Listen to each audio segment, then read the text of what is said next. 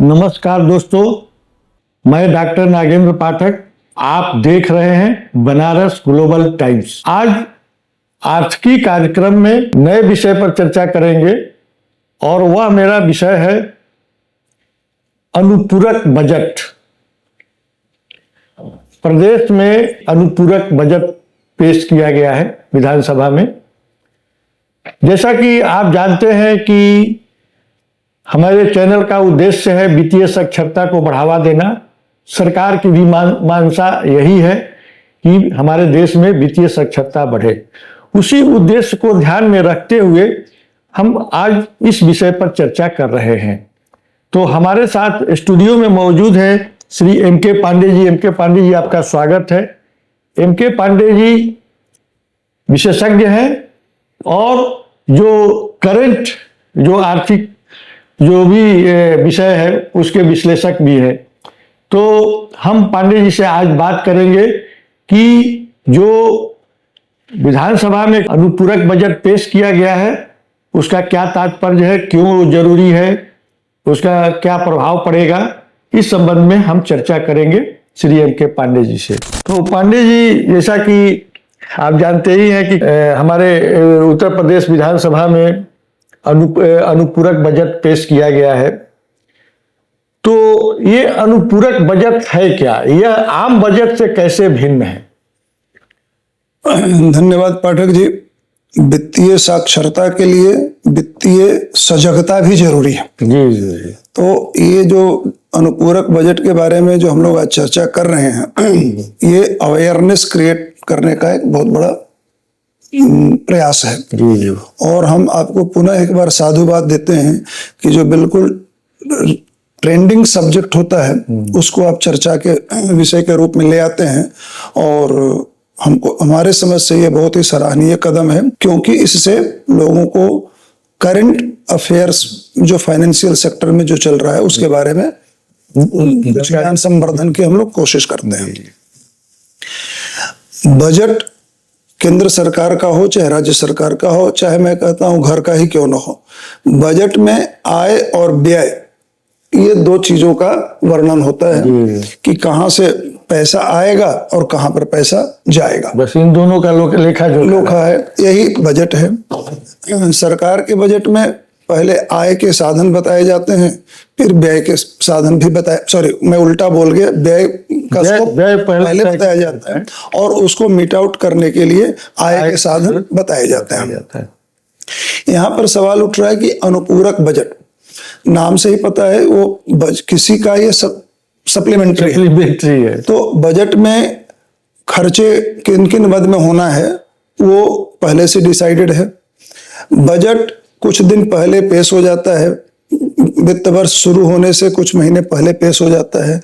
और समय बीतते के साथ साथ सरकार को कभी यह महसूस होता है कि जिस मद के लिए जितने धन का आवंटन प्रारंभिक बजट में किया गया था, अब वो धन अपर्याप्त है और भी धन की जरूरत है इस मद में खर्च करने के लिए। तो पैसा कहां से आएगा? पैसा आने के लिए उनको एक अनुपूरक बजट लाते हैं जिसको सदन से स्वीकृति मिलती है, और सदन से स्वीकृति मिलने के बाद ही सरकार अधिकृत होती है उस धन को उस मामले में खर्च करने के लिए। तो अनुपूरक बजट क्या है? यदि इस प्रश्न का उत्तर हम लोग एक लाइन में देना चाहें बोलचाल की भाषा में, तो पहले से खर्चा के लिए आवंटित मद में जो आवंटित रकम था उसकी कमी हो गई, महसूस की जा रही है। उसको पूरा करने के लिए एडिशनल धन का प्रावधान कराना, ये अनुपूरक बजट है। और इसकी जरूरत क्यों पड़ती है? इसी में समाहित है कि पहले जिस कार्यक्रम के लिए, जिस योजना के लिए जितना धन का आवंटन किया गया था, अब वो धन उसमें कम पड़ रहा है। तो इसीलिए बजट की जरूरत है। काम को रोका नहीं जा सकता, काम की निरंतरता को बनाए रखने के लिए धन की जरूरत है। तो अनुपूरक बजट पेश करना है। सरकारी धन को खर्चा करने के लिए सदन की स्वीकृति जरूरी है, तो बजट को पेश करिए सदन में, सदन स्वीकृत करे और सरकार उसको खर्चा करे। तो जब आम बजट पेश हो गया है तो ये बीच में एक तरह से अतिरिक्त बजट है, तो इसको लाने की क्या जरूरत है? मतलब ये कौन सी ऐसी आवश्यकता पड़ गई कि जिससे कि अनुपूरक बजट पेश करना पड़ा सरकार को? देखिए, अपने देश में अभी भी वित्त वर्ष अप्रैल टू मार्च होता है और वित्त वर्ष शुरू होने से पहले वित्त वर्ष का बजट पेश किया जाता है। तो जब किसी भी बजट को पेश किया जाता है तो उसमें खर्चे का और आमदनी का दोनों के स्रोतों का मद का एक पूर्वानुमान किया जाता है कि हम इसमें ये प्रोजेक्ट करने जा रहे हैं, इसमें इतना खर्चा होगा। एक अनुमान है वो। अनुमान। अब अनुमान में बहुत सारे फैक्टर्स ऐसे होते हैं जिसको किया और समय बीतने के साथ साथ अनुमान में शामिल यदि कोई पैरामीटर्स हैं उसमें कोई बहुत ज्यादा फ्लक्चुएशन होगा तो वहां पर धन की कमी हो सकती है। जैसे कि ओरिजिनल बजट जो भी किया, अब लग रहा है कि वो बजट इस कार्य को पूरा करने के लिए पर्याप्त नहीं है तो सप्लीमेंट्री की जरूरत पड़ेगी, या सरकार को अगले बजट शुरू होने से पहले कुछ ऐसे न्यू इनिशिएटिव के लिए उनको रिक्वायरमेंट आ गई सामने कि तुरंत इसकी जरूरत है तो भी उनको पैसा चाहिए। कोई नया काम आ गया तो उसके लिए, और कई बार एक्सपेंडिचर पैटर्न भी बदल जाता है उसके लिए, और कोई भी जो सरकारी योजनाएं हैं वो ऐसा नहीं हो सकता कि अभी चली फिर बंद किया और उनको रीस्टार्ट किया। जो योजनाएं हैं उनकी कंटिन्यूटी भी मेंटेन करनी है। ऐसा भी हो सकता है ना कि धन आवंटित जो था वो कम हो गया, अब बंद कर दो, फिर अगला बार बजट मिलेगा तब शुरू करेंगे। ये संभव नहीं होता है क्योंकि सरकारी योजनाओं का, चाहे वो जन कल्याण के लिए हो, इंफ्रास्ट्रक्चर डेवलपमेंट के लिए हो, इनको कंटिन्यूटी मेंटेन करना है। तो इन सबों को देखते हुए यदि आवंटित धन की मात्रा कम हो रही है तो अनुपूरक बजट पेश करने की जरूरत पड़ती।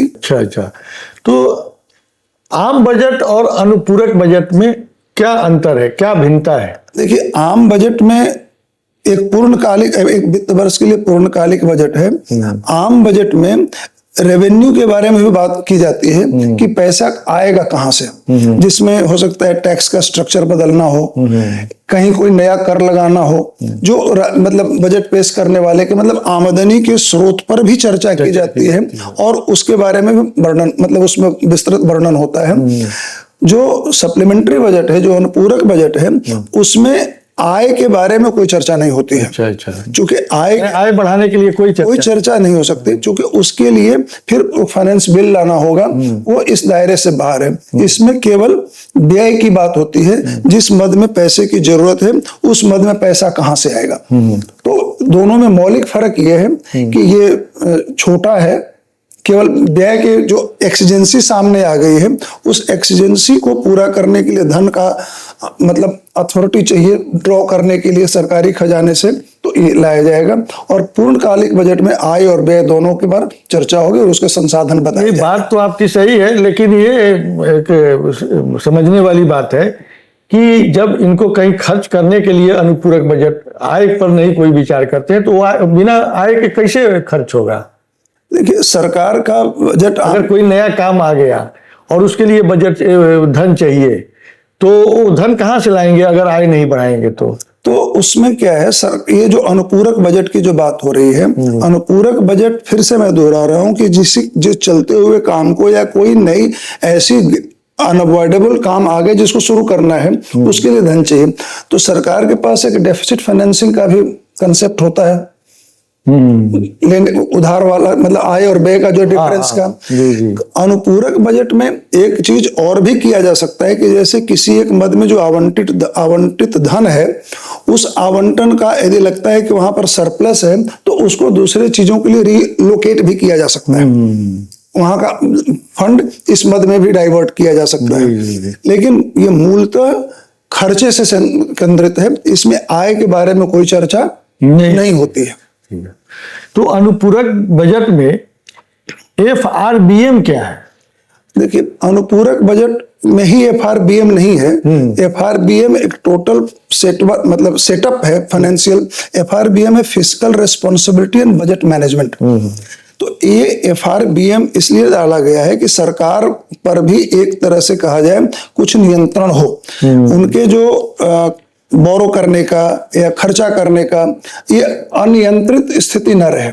इसमें कुछ चीजें FRBM जो कानून बना था, ये 2003 में FRBM एक्ट पास हुआ था सेंट्रल गवर्नमेंट में, और 2004-05 में इसको इम्प्लीमेंट किया गया था। राज्यों के लिए भी FRBM है, क्योंकि ये फाइनेंशियल मैनेजमेंट के लिए या बजट मैनेजमेंट के लिए, फिस्कल डिसिप्लिन के लिए ये फिस्कल डिसिप्लिन इंश्योर करना इस एक्ट का सबसे महत्वपूर्ण अंग था।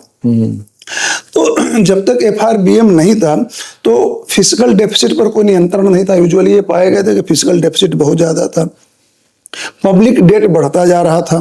जब डेट बढ़ रहा था तो इंटरेस्ट का बर्डन बढ़ता जा रहा था।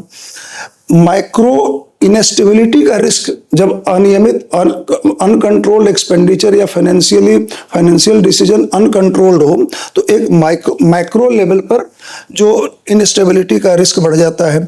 और प्राइवेट फंडिंग की स्थिति जो थी वो भी थोड़ा अनप्रेडिक्टेबल हो रही थी, जो कि किसी भी देश की अर्थव्यवस्था के लिए सही नहीं था।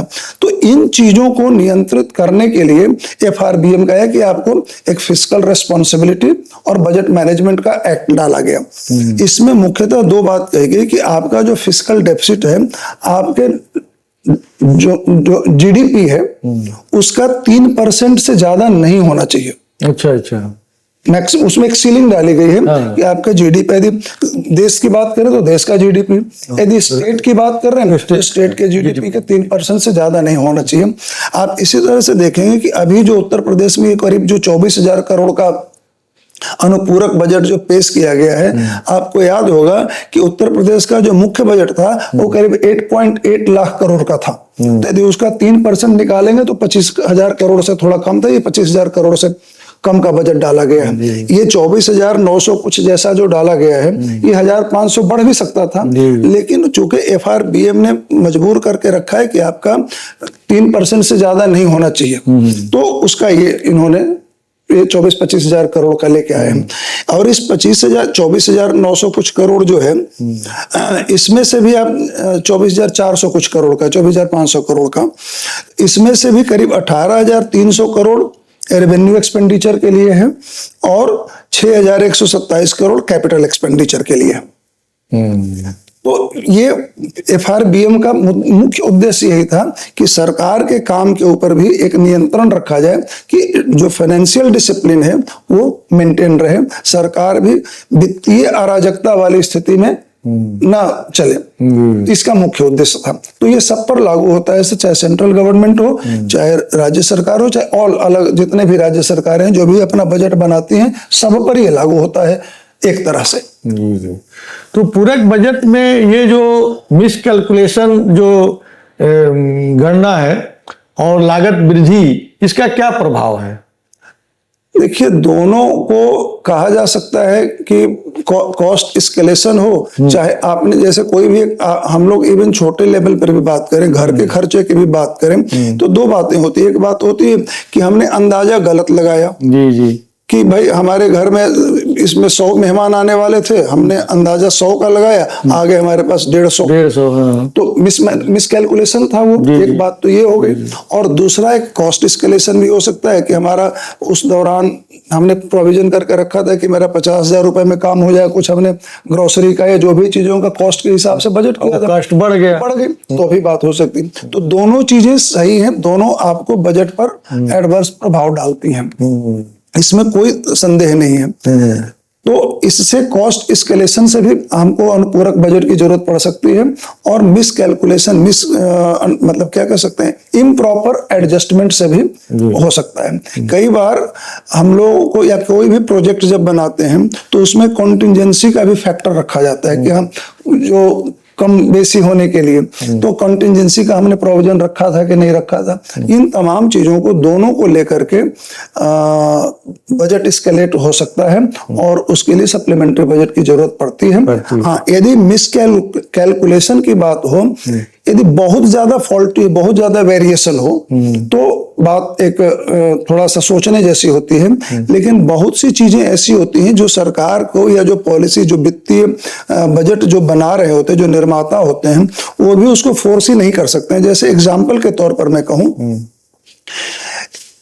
रेट ऑफ इंटरेस्ट का बढ़ जाना, देश में इन्फ्लेशन का बढ़ जाना, इंफ्रास्ट्रक्चर के डेवलपमेंट कर रहे हैं और सीमेंट में, लोहे में दाम बढ़ जाता। यदि फॉरेन बोरोइंग है तो रेट ऑफ मतलब एक्सचेंज रेट का फ्लक्चुएशन का हो जाना, कोई डिसास्टर टाइप की चीज का हो जाना, नेचुरल कैलामिटी टाइप की चीज का हो जाना।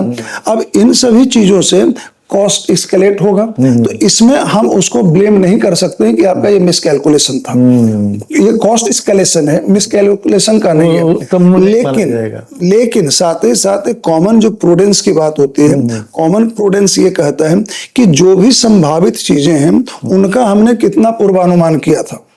यदि हम कोई काम शुरू कर रहे हैं, सपोज उदाहरण के तौर पर कोई एक ऐसी जगह पे हमको ब्रिज बनाने जा रहे हैं और वो इलाका फ्लड प्रोन है उस इलाके में, तो ये ऐसा ध्यान जरूर करना पड़ेगा कि वैसे काम हम फ्लड के पहले पूरा कर लें चाहे फ्लड के बाद करें, क्योंकि इस दौरान हमारा वो बर्बाद ना हो। यदि इसका प्रोविजन नहीं किया तो कॉस्ट स्केलेट होगा, और उसकी वजह से कॉस्ट स्केलेट होता है तो निश्चित रूप से प्लानिंग की गलती मानी जाएगी। मतलब ये तो मैंने एक उदाहरण के तौर पर कहा।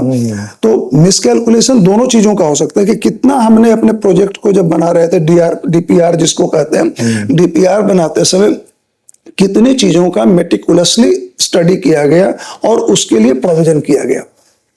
यदि जितना ज्यादा मेटिकुलस प्रोविजन होगा उतना ये वाला फैक्टर, ऐसे चांसेस कम आएंगे। तो ये बताइए कि आम बजट में ऑडिट का प्रावधान या पूरक बजट में ऑडिट का प्रावधान है कि नहीं? बिल्कुल है। ऑडिट हमारे यहाँ जो सीएजी, जिसको controller auditor general of India जो कहते हैं, controller and auditor general of India, वो सर्वोच्च कह सकते हैं ऑडिट अथॉरिटी है, वो ऑडिट करती है पूरक का भी, सब टोटल गवर्नमेंट एक्सपेंडिचर का। जैसे ही अनुपूरक बजट पास होगा तो बजट का साइज बढ़ जाएगा। जैसे अभी 8,08,000 करोड़ का जैसे यूपी सरकार का बजट है, जिस दिन ये अनुपूरक बजट पास हो जाएगा तो यूपी गवर्नमेंट के बजट का साइज 8.3 लाख करोड़ कहलाएगा। तो ऑडिट तो एक एक जो भी एक्सपेंडिचर है सबको ऑडिट होना है, और अपने यहाँ जो सीएजी है इसका सर्वोच्च अथॉरिटी है जो इसको ऑडिट करती है। और सीएजी भी सप्लीमेंट्री बजट को गलत नहीं कहती है कि ये गलत नहीं है, ये एक नॉर्मल रेगुलर इकोनॉमिक एक्टिविटी है, ये हो सकती है। लेकिन सीएजी ये जरूर कहती है कि जो सप्लीमेंट्री बजट बन रहा है ये कितना ट्रांसपेरेंट है, कितना नीड बेस्ड है, और कितना पहले जो चीजें जिनकी वजह से ये हुई है, पहले वाले जो इसके जो प्रोविजंस थे, ओरिजिनल प्रोविजंस थे, वो एक्सेप्टेबल थे, अवॉइडेबल थे, उनको भी इसमें शामिल तो नहीं किया गया। मतलब उस एंगल से उसकी जो क्रिटिकलिटी है, उसको जो एक कॉमन प्रूडेंस से जिसको हम एक्सक्लूड या इंक्लूड कर सकते थे, वो इग्नोर तो नहीं किया गया है। और ये जरूर कहता है सीएजी कि आपको इसके जो कम सप्लीमेंट्री बजट के लिए है वो अनकंट्रोलेबल फैक्टर से यदि हो गया है तो ठीक है, कोई दिक्कत नहीं है। यदि पॉलिसी डिसीजन कुछ ऐसा हुआ जो बजट के पूरा ओरिजिनल बजट के पास होने के बाद से कोई सरकार ने कुछ डिसीजन लिया है, उसकी वजह से यदि प्राइस एस्केलेशन और या अनुपूरक बजट की जरूरत पड़ रही है तो कोई दिक्कत नहीं है। लेकिन सीएजी रेड फ्लैग जरूर करती है इस केस में यदि प्रोजेक्ट का प्रिपरेशन गलत हो। जैसा हमने उदाहरण के तौर पर कहा कि सीजन का या उसके सराउंडिंग्स का इम्पैक्ट को इग्नोर किया गया हो। यदि कोई ऐसा डिले हुआ है जो किसी खास डिपार्टमेंट की एक्टिविटी, एक्शन या इनएक्शन की वजह से हुआ हो तो सीएजी का रेड फ्लैग होगा वहां पर। यदि किसी एक ही प्रोजेक्ट के लिए बार बार अनुपूरक मांगा जा रहा हो, मतलब कॉस्ट एस्केलेशन कई बार उसमें हुआ हो, जैसे आमतौर पर हम लोग सुनते हैं मीडिया के थ्रू कि एक पर्टिकुलर ब्रिज बनना था, इतने पे शुरुआती बजट इसके इतने करोड़ के थे, अब इतना हो गया, अब इतना हो गया। कई बार ऐसी भी स्थिति हम लोगों ने सुनी है कि जिस समय प्रारंभिक डीपीआर आया था और जिस दिन उसका उद्घाटन होता है, इन दोनों में बहुत अंतर आ जाता है, दुगने से ज्यादा का फर्क आ जाता है। तो इस तरह की जो चीजें होती हैं ये थोड़ा सा वहां पर सीएजी की ओर से थोड़ा रेड फ्लैग रेज किया जाता है। लेकिन सीएजी कभी भी इसको गलत नहीं कहती है कि सप्लीमेंट्री बजट गलत नहीं है। ये supplementary budget should be acceptable if it is unavoidable, transparent and efficiently used, ऐसे इसका पर्टिकुलर वर्ड है। तो ओईसीडी देशों में क्या पूरक बजट का प्रावधान है? दुनिया में कहीं भी कोई भी काम हो रहा है जहां पर आपने एक साल पहले किसी भी चीज के लिए सोचा है तो उसके प्राइस में फ्लक्चुएशन होने की पूरी संभावना है। लेकिन जब OECD कंट्रीज की बात हम लोग करते हैं, हम सभी लोग जानते हैं कि OECD एक करीब 38 कंट्रीज का एक संगठन है जिसको कोई स्टैट्यूटरी उसको कोई राइट नहीं है। इसकी शुरुआत 1961 में हुई थी और इसमें देश दुनिया के जो विकसित और इंडस्ट्रियलाइज्ड डेमोक्रेसी जो है वो इसके सदस्य हैं, जैसे अमेरिका है, फ्रांस है, यूके है, जर्मनी है, ऑस्ट्रेलिया है, साउथ कोरिया वगैरह वगैरह, जापान और डेनमार्क, इस तरह के जो कंट्रीज हैं इसमें शामिल हैं। इनके यहाँ भी प्राइस एस्केलेशन तो होगा, ये कहीं भी घटना घट सकती है प्राइस एस्केलेशन, चूंकि वो भी थोड़ा आगे की ओर सोच करके आज प्रोजेक्ट बना रहे हैं। लेकिन उनके यहाँ क्या है, थोड़ा सा फर्क ये है कि हमारे यहाँ जैसे इंडिया की यदि बात करें तो कॉन्टिजेंसी के आसपास 2 से 5% का प्रोविजन किया जाता है। अच्छा। उनके यहाँ जो कॉन्टिजेंसी का फैक्टर है वो प्रोजेक्ट कॉन्टिजेंसी करीब 10% का है और प्रोग्राम कॉन्टिजेंसी करीब 20% का है। तो इतना ज्यादा कॉन्टिजेंसी का प्रोविजन पहले ही किए रहते हैं कि उतना से ज्यादा प्राइस फ्लक्चुएशन की संभावना थोड़ी कम रहती है। तो उनका काम इनिशियली बजट में, इनिशियली जो सैंक्शन बजट है उसमें लगभग पूरा हो जाता है। इंडिया में हम लोग इसको नॉर्मल एक इकोनॉमिक एक्टिविटी के रूप में मान लेते हैं, लेकिन उनके यहाँ ये काफी रेयर है और पॉलिटिकली सेंसिटिव है और कई बार इसको गवर्नमेंट्स के फेलियर के रूप में माना जाता है। तो जब एक बार गवर्नमेंट्स फेलियर के स्टिग्मा से भी बचने के लिए जो भी उसको मैनेज करने वाले, मॉनिटर करने वाली संस्थाएं हैं वो काफी मेटिकुलसली और काफी कॉशसली उसको यूज करती हैं। इंडिया में एक और चीज देखिए, हमारा जो CAG इंडिया में जो ऑडिट सिस्टम है वो डायग्नोस्टिक है, मतलब काम पूरा होने के बाद हम उसका ऑडिट करते हैं। जबकि ये जो OECD कंट्रीज की जो बात कर रहे हैं उनके यहाँ ये कॉन्करेंट है, ऑनगोइंग ऑडिट, साथ साथ ऑडिट चल रहा है। तो यहाँ पर चूंकि डायग्नोस्टिक अब हो गया, उसके बाद हम इसके कारण निवारण की बात करते हैं, इसका कारण ढूंढते हैं और अगले प्रोजेक्ट में ऐसा ना उसके लिए निवारण के कानून बनाते हैं। लेकिन जो गलती होनी थी वो हो गई। वहां पर जो ऑडिट कॉन्करेंट होने की वजह से इमीडिएट रेक्टिफिकेशन है, डिरेल होने से पहले उसको बचाया जा सकता है। हमारे यहाँ का जो ऑडिटर है उसको कोई इन्फोर्समेंट का राइट नहीं है, सिंपली एक एडवाइजरी टाइप ऑफ थिंग्स है। तो इसके घटना होने के बाद होनी है, रिपोर्ट भी उसके कई वर्षों के बाद आनी है, तो कई बार उसके फाइंडिंग्स का, उसकी लर्निंग का रेलेवेंस थोड़ा कम हो जाता है। और वहां पर चूंकि कॉन्करेंट होता है तो कॉन्करेंट होने की वजह से ये डायनेमिक है और साथ के साथ उसका प्रोविजन होता रहता है, तो थोड़ा उनकी स्थिति इसके मामले में बेहतर होती है। लेकिन प्राइस एस्केलेशन की संभावना या जिस तरह से सप्लीमेंट्री बजट की कहीं पर भी जरूरत पड़ सकती है, थ्योरेटिकली उसकी संभावना को इनकार नहीं किया जा सकता है। तो बेंचमार्क के रूप में OECD का रेफरेंस क्यों दिया जाता है? देखिए सर, OECD जो है इनको हम लोग कहते हैं organisation for economic cooperation and development, OECD का है। तो ये कोई एक स्टैट्यूटरी संगठन या संस्थान नहीं है, ये ऐसे 38 देशों का समूह है जो कि हायर इनकम के हैं और इंडस्ट्रियलाइज्ड डेमोक्रेसी है। ये उनके यहाँ की, मतलब ये वो कंट्री का समूह है।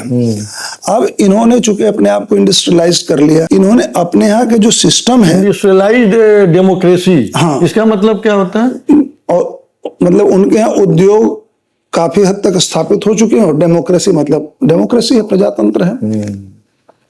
तो उनके पास जो सिस्टम है वो इतना स्टेबलाइज हो चुका है कि वो इतना रिलायबल हो चुका है और उन्होंने अपने सिस्टम को इतना ट्रांसपेरेंट रखा है।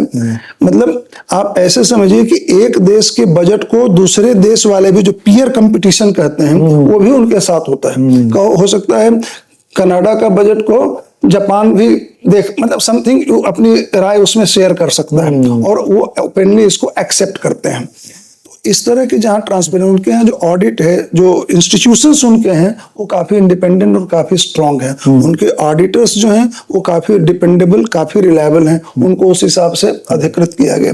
तो चूंकि उन्होंने सिस्टम को इतना परिपक्व, इतना मैच्योर और इतना ट्रांसपेरेंट रखा है कि वहां पर चीजें कुछ हिडन होती नहीं है।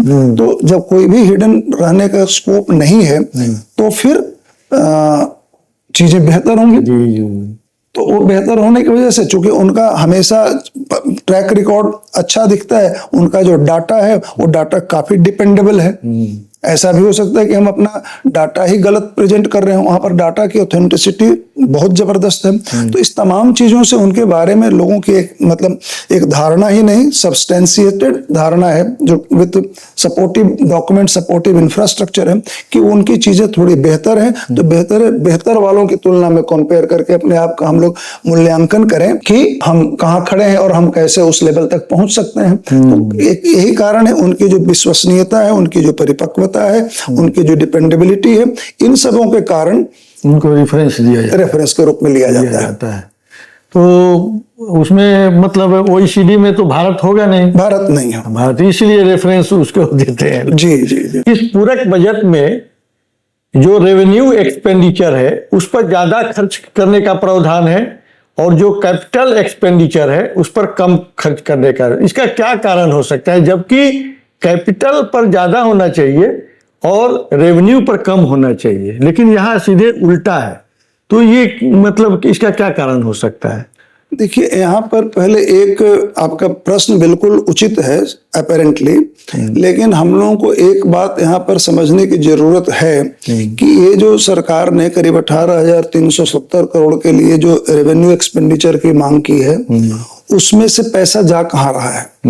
तो मेजर एरिया जिसमें ये पैसा जा रहा है, आप ध्यान दीजिएगा, उसमें इंडस्ट्रीज में करीब 4,800 करोड़ जा रहा है, पावर में 4,500 करोड़ से ज्यादा जा रहा है, हेल्थ में 3,500 करोड़ से ज्यादा जा रहा है, अर्बन डेवलपमेंट में करीब 1,800 करोड़ जा रहा है, टेक्निकल एजुकेशन में भी करीब 650 करोड़ जा रहा है, इत्यादि इत्यादि इसमें खर्चा हो रहा है।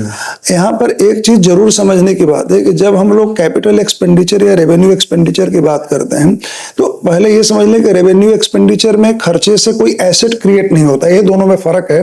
कैपिटल एक्सपेंडिचर और रेवेन्यू एक्सपेंडिचर का फर्क ये है कि रेवेन्यू एक्सपेंडिचर करके कोई एसेट क्रिएट नहीं होता है, जबकि कैपिटल एक्सपेंडिचर खर्चा करके चाहे तो कोई एसेट क्रिएट होगा या अपनी लाइबिलिटी कम होगी, ऐसा कुछ होता है। तो रेवेन्यू एक्सपेंडिचर इसमें ज्यादा हो रहा है। अब जा रहा है इंडस्ट्रीज में, तो इंडस्ट्रीज में बहुत से ऐसे खर्चे हैं जो कि उसके साथ जुड़े हुए हैं। आप जैसे मान लीजिए कोई इंडस्ट्री है, तो इंडस्ट्री में आप किसी को सब्सिडी दे रहे हैं, जितने भी तरह के सब्सिडीज हैं वो ऐसे तो देखा जाए है तो बिना एसेट क्रिएशन का कुछ से काम हो नहीं रहा। सारी सब्सिडीज जो है वो रेवेन्यू में जाएंगी। तो इंडस्ट्रीज में बहुत तरह के सब्सिडीज देनी पड़ती हैं, इंटरेस्ट सब्वेंशन, एक A to Z आप चलते चले आइए। तो लगता तो है वो कि इंडस्ट्री को दे रहे हैं, तो इंडस्ट्री में कोई एसेट तो क्रिएट नहीं हो रहा है, लेकिन उस इंडस्ट्री को सरवाइव करने के लिए और फंक्शन करने के लिए इन सारे खर्चों की जरूरत है। तो चूंकि डेफिनेशन के हिसाब से रेवेन्यू में, तो रेवेन्यू में जाएगा। अब जैसे थोड़ी देर के लिए पावर सेक्टर को मान लीजिए, पावर सेक्टर में बहुत सी तरह की सब्सिडी दी जाती है, फ्री इलेक्ट्रिसिटी दी जाती है, जो डिस्कॉम्स हैं जो घाटे में चल रहे हैं उनको कुछ देना होता है, तमाम इस तरह की चीजें।